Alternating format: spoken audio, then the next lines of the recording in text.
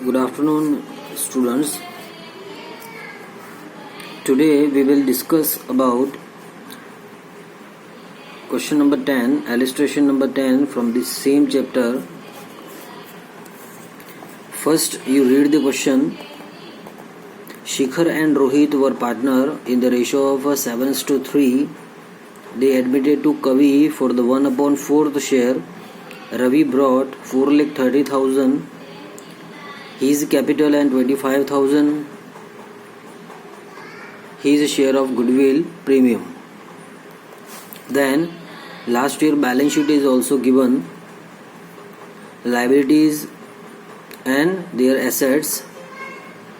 Capital Shikhar and Rohit were rupees 8 lakh and 3 lakh 50,000. General reserve WCR and asset side land and building, machinery, debtor, provision, cash, and then stock and cash. And following informations are also given. The value of land and building will be appreciated by 20%. What is the meaning of appreciated? Appreciated means the value will be increased. Then next point, the value of machinery will be depreciated by 10%. Depreciate means loss for the business. Next point, the liability of workman compensation fund was be determined at rupees 50,000. Rupees 50,000 will be shown in current year's balance sheet and rupees 50,000 will be distributed among the old partners in their old ratio. Got it? And last one is a adjustment of capital. On the basis of Kavi's capital, you just calculate the capital of Shikhar and Rohit. Got it? Now, first of all, we prepare a revaluation account. Which points are related with the revaluation account? First point, value of land and building appreciate 20%. देखिए यहाँ पे land और building जो है वो 3,50,000 है, तो first we calculate 20% because of it will be increased by 20%. 3,50,000 का 20% जो है वो increase हो रहा है, तो 70,000 आपका इंक्रीज होगा. ठीक है ना? तो it's a profit for the business. लिखेंगे by land and building 70,000. Got it? Next point, the value of machinery depreciated. Last year machinery was 4,50,000. 4,50,000 का आपका 10% जो है वो 45,000 हो जाएगा. तो डेप्रिशिएट जो है वो हमारे लिए लॉस होगा. It's loss for the business to machinery depreciation.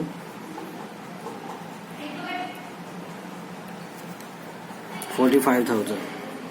4,50,000 का 10%. Got it? और इसके अलावा कोई पॉइंट नहीं है जो कि हमारे रीवैल्यूएशन से रिलेटेड हो. तो नाउ वी बैलेंसिंग 70,000 माइनस 45,000, तो ये आपका 25,000 आ जाएगा. ठीक है? That's a profit rupees 25,000. You will distribute it among the old partners Shikhar and Rohit. Shikhar will get 25,000 multiply old ratio 7:3 दे रखा है, तो 7/10 then 3/10. तो इसको आप सॉल्व कर लीजिएगा. तो ये आएगा आपका 2500 multiply 7 17,500 and second one is 2500 multiply 3 7,500 and total amount rupees 25,000.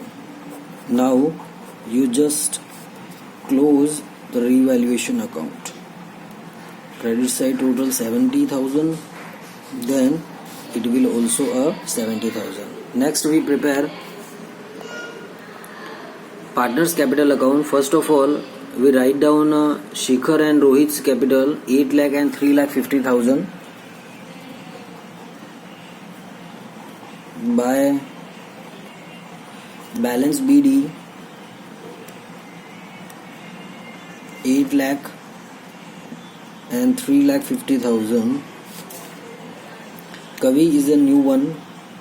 He just brought amount of capital rupees 4,30,000. 4,30,000. तो यहाँ पे इसके अकाउंट में आप लिखेंगे 4,30,000, ठीक है ना, by cash.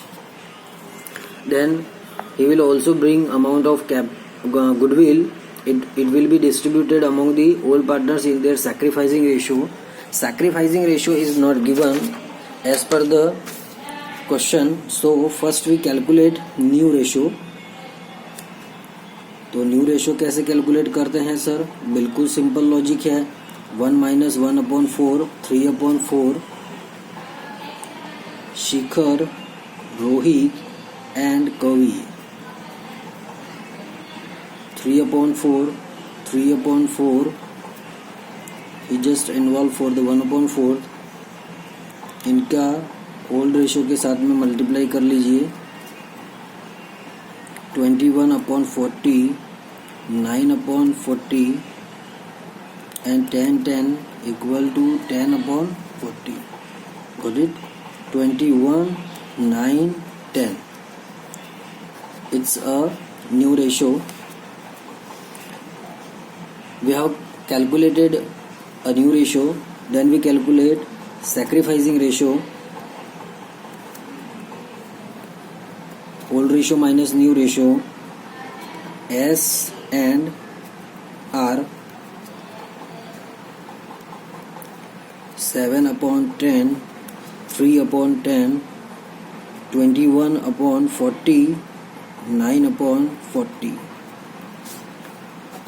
LCM 40, 10, 4, 28 minus 21, then 4, 12 minus 9, 3/40, 7/40 and 7:3.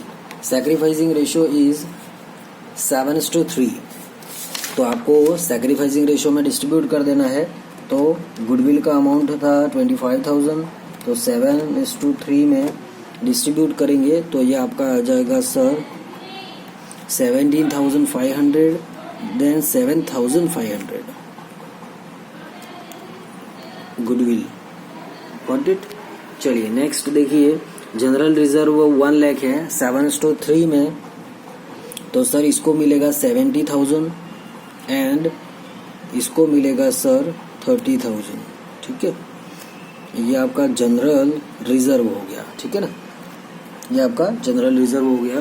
Then next workman compensation जो है वो आपको 50,000 रखना है. तो sir how much for the distribution? तो 50,000 आप डिस्ट्रीब्यूट कर देंगे. तो सर 50,000 को डिस्ट्रीब्यूट करेंगे तो 50,000 मल्टीप्लाई 7 डिवाइड बाय 10, 35,000. देन इसको मिलेगा 15,000. ठीक है, तो ये सर आ गया आपका WCR. ठीक है, वर्कमैन कंपनसेशन रिजर्व या फंड. Got it?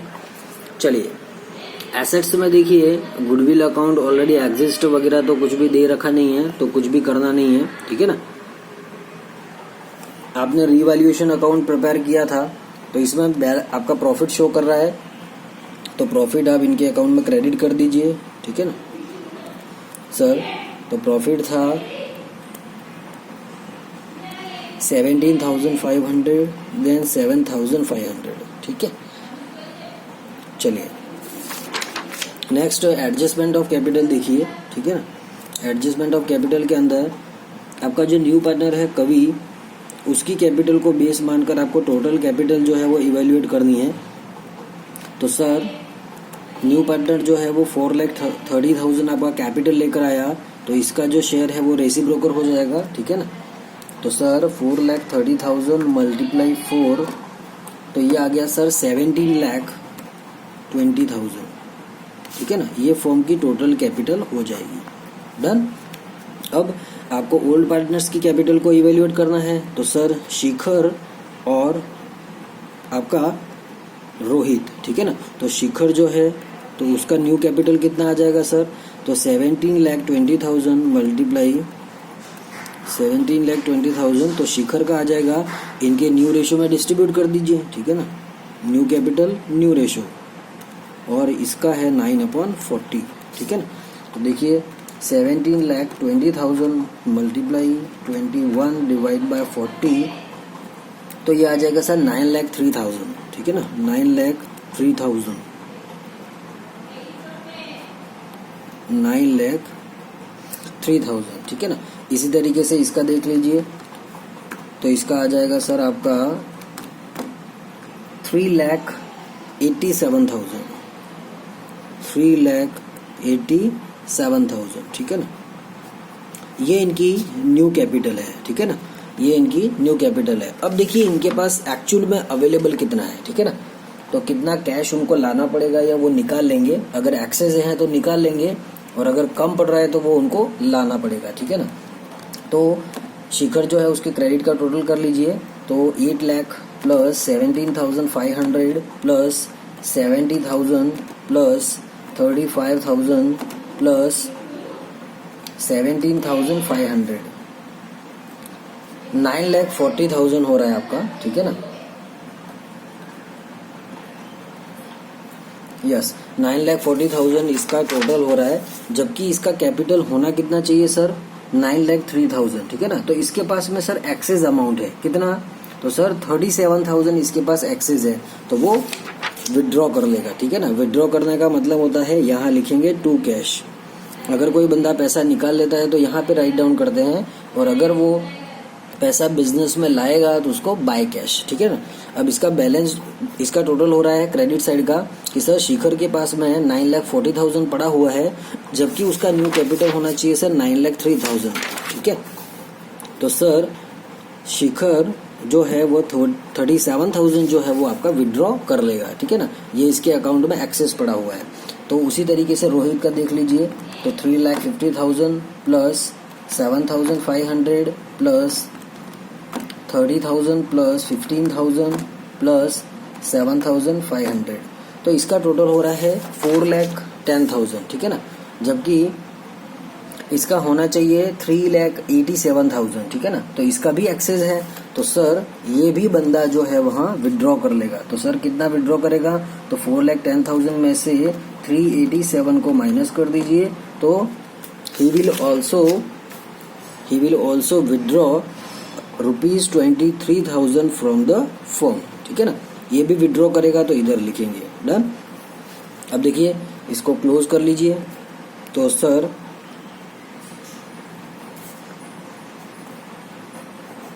इसको हम क्या करेंगे, इसको क्लोज कर लेंगे, ठीक है ना। चलिए, तो सर अब यहाँ पे जो आपका क्लोजिंग कैपिटल जो आया था, जो कि आपने अभी लिखा था, ठीक है ना, ये आपने कैलकुलेट किया हुआ है, तो इसको राइट डाउन कर लीजिए। बैलेंस CD 9,03,000, 9,03,000, देन 3,87,000, ठीक है ना। डन। और सर इसका जो है वो तो आपका 4,30,000 था ही सही, ठीक है ना, बात समझ में आ गई। चलिए अब इसको टोटल करके क्लोज कर लीजिए, तो 9,03,000 प्लस 37, तो ये आपका टोटल था 940, और ये आपका था 387 प्लस 23 410, और ये तो आपका 430 है ही सही, ठीक है ना। इधर भी आप सेम लिखेंगे,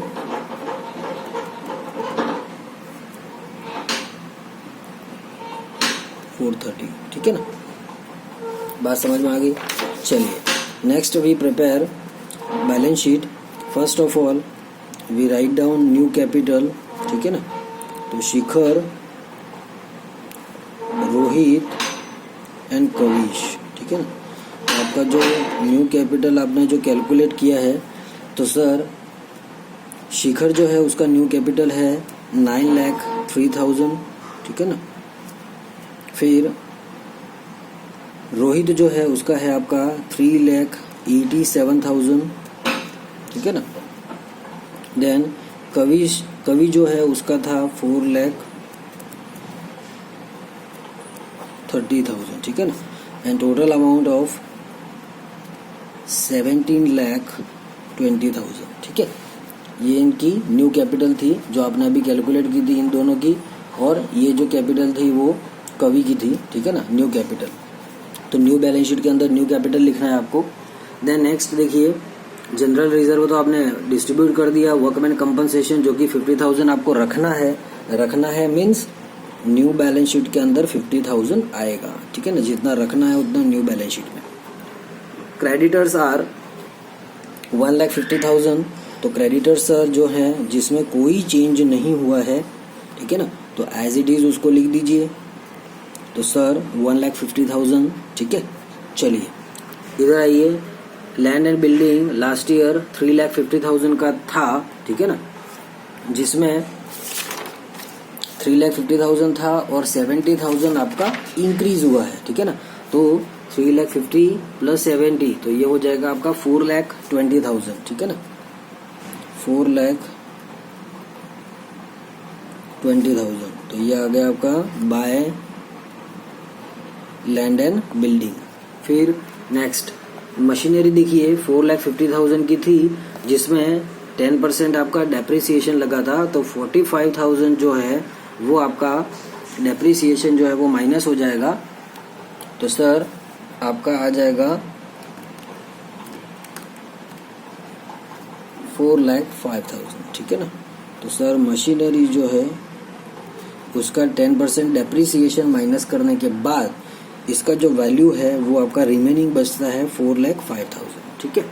चलिए डेटर्स जो हैं 220 के थे जिसमें प्रोविजन 20,000 था। अब डेटर से रिलेटेड कोई इन्फॉर्मेशन नहीं है करंट में, तो एज इट इज हम उसको राइट डाउन करेंगे। तो 220 लेस प्रोविजन 20,000, ठीक है ना, देन 2 लाख, ठीक है, एज इट इज लिखेंगे। स्टॉक जो है 350 का था, स्टॉक जो है उसमें भी कोई चेंज नहीं हुआ है, ठीक है ना। तो स्टॉक जो है उसको भी as it is write down करेंगे, ठीक है। तो सर स्टॉक कितना था, तो सर स्टॉक है आपका 3,50,000, गॉट इट। तो लिखेंगे सर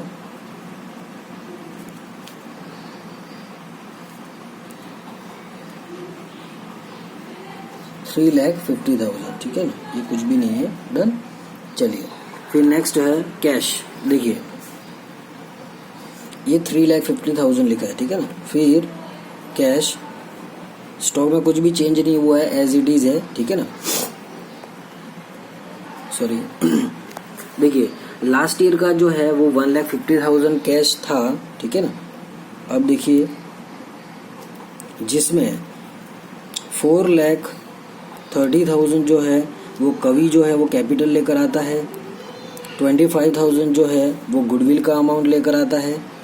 उसके बाद देखिए सर शिखर जो है वो 37,000 विड्रॉ कर रहा है और रोहित जो है वो 23,000 विड्रॉ कर रहा है। तो जो भी विड्रॉ कर रहे हो वो भी तो माइनस होगा, ठीक है ना। अगर कोई बंदा पैसा डिपॉजिट करता है तो वो प्लस होता है, और जो बंदा अगर विड्रॉ करता है तो वो माइनस हो जाएगा। इसे एडजस्टमेंट ऑफ कैपिटल कहा जाता है। तो 37,000 और 23,000 जो है वो माइनस हो जाएगा, ठीक है ना, 23,000, ठीक है। ये स्टैंडर्ड मेथड है जिसको आपको थोड़ा सा समझना है, ठीक है ना। तो 1,50,000 प्लस 25,000 प्लस 4,30,000 प्लस माइनस कर देंगे 37 और 23, तो ये आ जाएगा आपका 5,45,000। तो ये आपका है कैश, ठीक है ना, 5,45,000, ठीक है ना। चलिए अब आप टोटल कर लीजिए बैलेंस शीट का।